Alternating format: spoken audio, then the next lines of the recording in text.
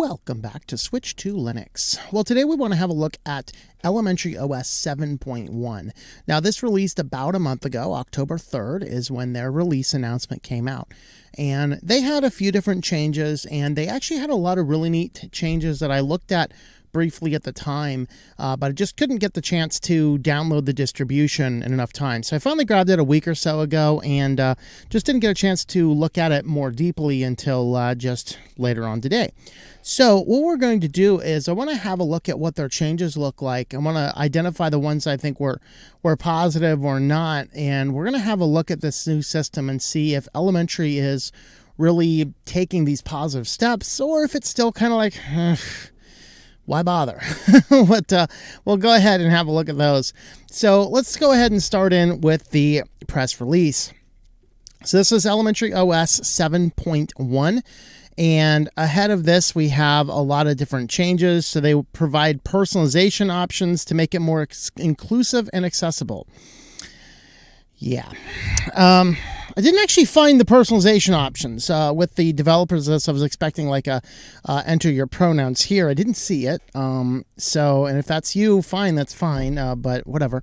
I didn't see any personalization options. I haven't looked into the user settings. We'll look again. Maybe I just missed it the first time and we'll accidentally stumble upon it today. I don't know. Protecting your privacy, giving explicit consent, and addressing feedback over 200 bug fixes, design changes, new features. Even one of the ones I commonly always had called out, they have slightly tweaked. And we'll go ahead and talk about that. And mostly I thought that the coolest new feature is some of the ways that they had changed their privacy settings and things like that. And so we'll go ahead and have a look at that. So privacy and consent, this was their biggest factor. And I think this is a direction moving in the most positive direction of all of these.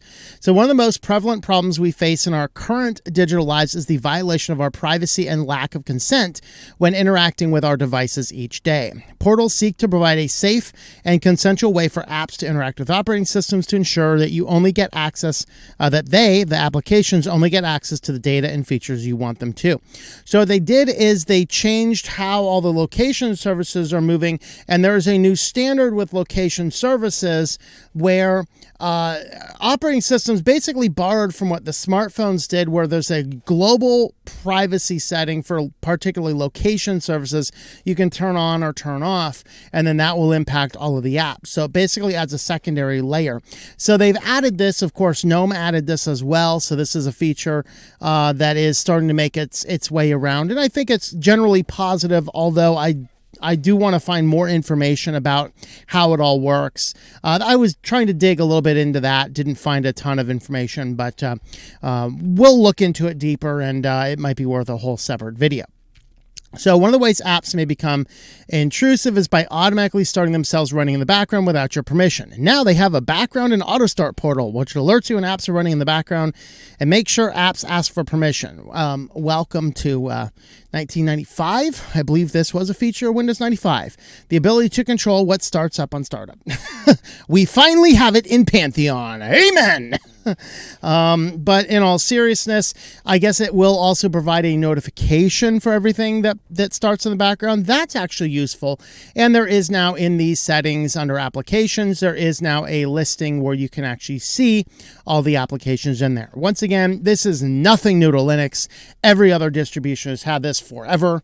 And hey, now we finally have it in Pantheon. Congratulations. Calendar, mail, and tasks are the built-in Elementary applications that use this feature. These can be controlled in system settings, applications, and startup.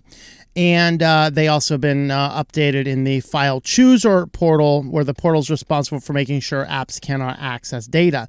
So you can also give these applications access to specific folders, which is all really good. I think that these are all positive directions.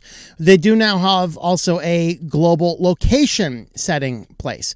And so you can actually see that under your privacy settings. System settings, security, and privacy location services. If the main switch is turned off, nothing can be able to see it. This is, I think, something that we want to see a little bit more direct control of operating systems. This is that one thing that the hated one mentioned. Smartphones are better at managing privacy than computers because they have this master toggle switch. As I illustrated, though, in a video recently looking, I think it was at Fedora, the latest version of GNOME also has the location systems and settings, and we looked at a couple of built-in apps, and none of them respected that, nor was it available in any of that. So I don't know if those same apps will behave in the same way under this application or not. So it does appear that while we're starting to see these master location controls, they apparently don't work right now. Elementary claims to have solved that. I don't know. I didn't do the advanced testing yet. Maybe that'll be a video for another time. So the App Center and sideload, this is something that I have always had an issue with them. So basically saying, oh, this is an untrusted source, talk about legitimate software like GIMP and LibreOffice. But what they did is now they changed that from just, instead of saying, hey, it's an untrusted app, now they say, especially since the number of curated apps in this is almost 0, by the way. Now they will give you this screen, which will indicate the size. It mentions what advanced system setting permissions. It talks about updates for the app will not be reviewed, and other apps from the distributor may appear in the App Store. So you have that as option. Now, I will indicate that there was the issue, and it is still prevalent, that unless you attempt to install a Flatpak out of the box, or unless system updates, something going on behind the scenes happened. Because when I went into the App Center first to look for software, I couldn't find anything. I attempted to install a Flatpak directly from FlatHub, the website, and then all of a sudden going in, now all the Flatpaks are in the store. I don't know if that's something, hey, do I need to wait an hour before accessing the Software Center, or if installing something from FlatHub automatically populated. I don't know. But there's so many things Elementary tries to do behind the scenes. I don't know what the hell's going on, and that scares the bleepers out of me. All right, come on, guys. Especially like even I tried to install updates. It's like 1.4 megabyte or 1.4 gigabytes of data. Sure, let's click the updates. Make sure we had everything updated. And then it's like nothing was happening. And then I don't know. I have no idea if it's actually working or not. There's no feedback. There's no system. There's nothing. We'll try it in the terminal and see. Housekeeping, temporary accounts. We have new color functions, beautiful new wallpapers, touchpad and gesture keyboard navigation for those interested in any of that. Lock screen and login type stuff. Here's the App Center and the alt stores. With Flatpak, you have access to an incredibly wide selection of apps and a growing number of alternative app stores. Unlike mainstream proprietary operating systems installed via sideload, installing apps via sideload and accessing alternative app stores are an important feature of Elementary OS. Well, congratulations. That only took us 7 versions for you to realize that. We have consistently heard from folks that sideloading and alt app stores are a core part of their experience in using the operating system. So in the onboarding app, when we're introducing people to the App Center, the Pay What You Can app store with the apps made specifically for Elementary OS, we also now much more prominently introduce them to sideload and even feature a link to the most popular Flatpak store. I did not see this. I did not see this at all when I ran the initial setup. This looks like it's the setup mode. Maybe we'll run that again and see if I can see it. Like I said, I didn't see that. One of the challenges we face in recovering and providing useful options when things go wrong in OS 7, a failure when installing certain kind of Flatpak updates could only be solved by jumping into the terminal. In OS 7, we have a handy Flatpak repair feature. Okay, so that's actually good. So there's some hardware support, there's web, there's mail. I'm going to go ahead and leave the rest of these for you to examine yourself, just to have a look at the rest. A lot of it's just key elements of software, which isn't core to the whole experience itself. So what we're going to do here is we're going to go ahead and jump into Elementary and have a look at what this guy's going to look like here. So jumping over to the desktop here, over here on elementary, and now I did make a couple small changes. I prevented the panel from auto hiding because that drives me crazy. I think the transparency at the top was always turned on, so that's fine there. All right, so first thing, let's have a look at the App Center.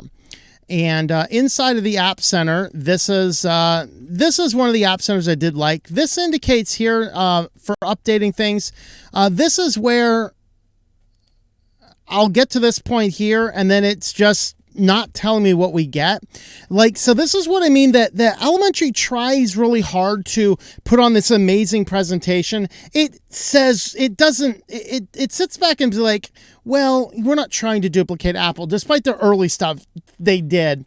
And it's very clear they are. The problem is they put a lot more on the front facing without actually doing a good job of the back end, because it's just like it feels a lot of it just feels like a lot of craziness. So this is up to date, so it looks as though we have things installed. Nothing is up to date.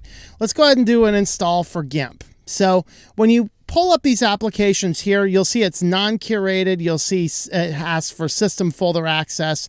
And when you go to install it, you'll notice that I don't actually get any notification, any pop-up, anything like that. Now, I actually did download a Flatpak reference directly from the FlatHub site. So let's go ahead and see what this guy looks like. So when you go to double click something, effectively the side load, this is the new screen that you get. So trust and install LibreOffice. This app is provided solely by its developer and has not been reviewed by elementary for security, privacy, or system integration. Here's the download size, maybe up to requests, advanced permissions that could be used to violate your privacy and security. Again, I still don't like this messaging. This is LibreOffice. This isn't some other weird random application. So they've changed their messaging, but it's still not amazing. And then updates to the app will not, and then you have to click your understand and install anyway. Of course, once you get into the store here and you try to install LibreOffice directly from the store, then yes, you're actually going to have your the ability to install it without being prompted, anything like that. So you can kind of see what's going on. Now, other applications, though, right now it appears as though everything from FlatHub is in here. When I first loaded the application up, when I first installed this and installed the application, I did not actually see any of the Flatpaks in here. So I don't know if pushing the update button added them. I don't know if it automatically curated after 5 minutes of not looking like it was doing anything. I don't know if it started to do that after I attempted to install something from FlatHub. I have no idea. The main point is, a new user out of the box, you first boot this thing up and then open the App Center, there is almost no apps in here. Only the curated things from elementary, which is like 35 apps, something like that. All right. You'll see that a few of the apps, these are the more curated ones. We have a FlatHub version, we have the App Center, and then we have the App Center system-wide. So some applications, you'll see the drop-down option. If FlatHub is the only option, I haven't seen that option before. Let's look at, to see if VLC's here. So here's VLC. You'll see non-curated. So this is from the FlatHub, but we don't have any indication telling us that. Let's see, that must be from FlatHub. You can tell where it says non-curated. Insecure sandbox, home folder, legacy notifications. So it looks like nothing else. So literally without Flatpak, nothing under that panel there would show up at all. Here's an example. We have an App Center. So this is a curated online radio system. So there's what we have there. Overall, while I've traditionally liked the App Center that has shipped with elementary OS, I don't know how it's working behind the scenes. I'm not getting consistent messaging regarding updates. I'm not getting consistent messaging regarding how Flatpaks are added or not. It's like every other major computer system is trying to be super user-friendly. friendly, and that hides the data of what's actually going on to the user in the background. Shortcutting for terminal doesn't show up. Okay, I want to do a sudo apt update. I want to see if there are actually system updates or not, because I did the upstart. Look at this. There's a lot of repositories. These are all separate repositories that it's loading, just to see what all's in there. So there's a lot of stuff going on behind the scenes that kind of frightens the bejeebers out of me. So even this is telling me 54 packages can be upgraded, despite I just came into the App Center, clicked the update button, and saw no updates. Now it says there's updates now. I have no idea. Like I said, there's just some behind the scenes things. I just don't know what in the world it's necessarily doing. So there's no option to update anything. Oh, now it says there's one update available. Okay. There's one update available. And then this says 59 components with updates. I have no idea. I have no idea. Oh, boy. Yeah, you can tell elementary is still not amazing. All right. Let's have a look at our system settings, because there is some useful stuff over here. The security and privacy is new. Here's the location services.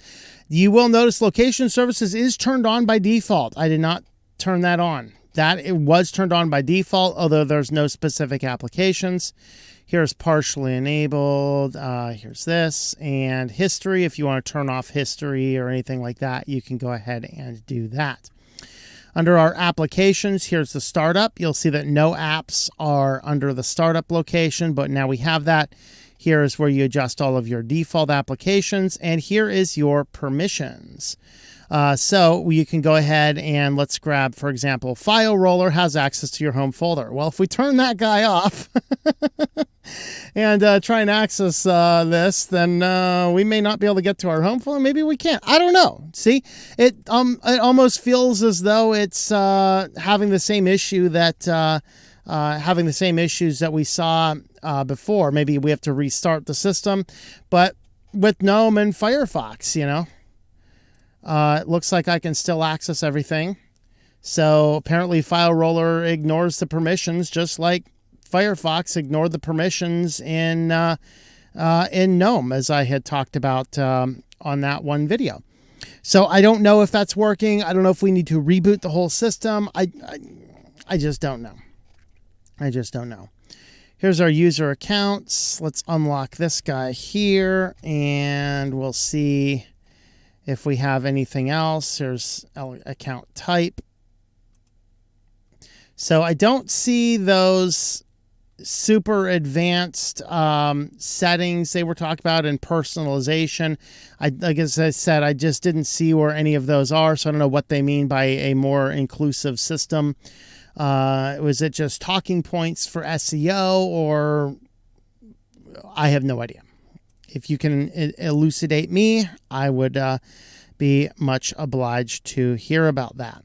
So overall, though, the system itself is much the same. It's kind of hard. Their messaging has improved. It's not as horrible as it was, but their messaging has improved.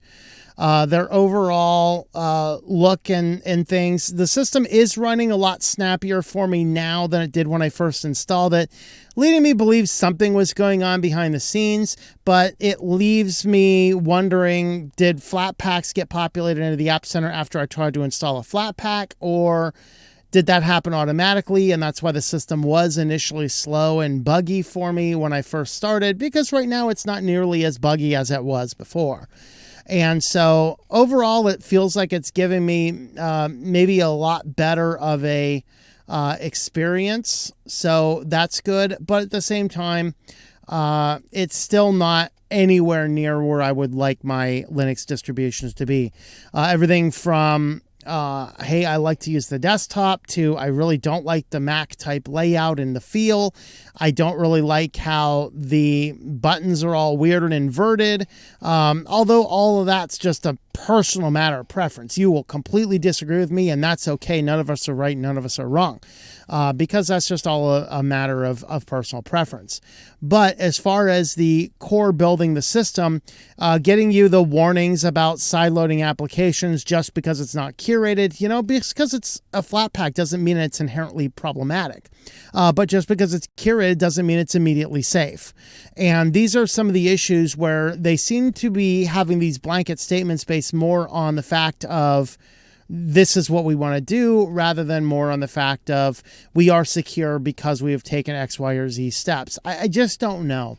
And with that and with things seemingly going on behind the hood, with the update system maybe not working as well as it should, color me suspicious. I'm just not a huge fan of what Elementary's done. I don't like a lot of their core philosophy in terms of software and system control, even though they have been told over and over and over, we need to be able to sideload apps. They'll be like, okay, well, let's just sideload apps, but we're going to give you 1,000 warnings before you do because sideloading is scary. But unfortunately, everything is sideloaded except the 34 apps that they have curated, which none of them are useful. They have no curated Office software suite. They have the least popular web browser. I mean, that thing is, Epiphany Web is least popular than, Edge. Okay, that might be a controversial opinion. They have their one mail application, which isn't particularly good, to my understanding. If I remember, unless they've changed something, it only allows you to deal with IMAP type stuff, online connected accounts. It's not particularly amazing. There's nothing about Elementary that's like, wow, this is an amazing system I should go to. But if it's your forte, it's your forte. And I know it's a controversial issue because this was a 50-50, man. Half of you love this operating system, half of you hate it. But those are my thoughts of it. I do not see this as a major improvement, although I do want to dig deeper and closer on the privacy and the location settings. I want to dig a little bit into that. So expect a few more Elementary videos down the road here just so we can navigate this a little bit better and see how all these things are working. With that, though, thank you for watching. Let me know your thoughts about Elementary OS in the comments down below. Thank you for watching this video from Switched to Linux. This channel would not be possible without the backing of the program supporters scrolling on the screen now. You can be a supporter at Patreon at patreon.com/TOMM or at thinklifemedia.com. I also want to thank the open source community who creates such excellent software that makes producing this show possible. Please remember to support your software communities. Thank you, and I hope that you enjoy switching to Linux.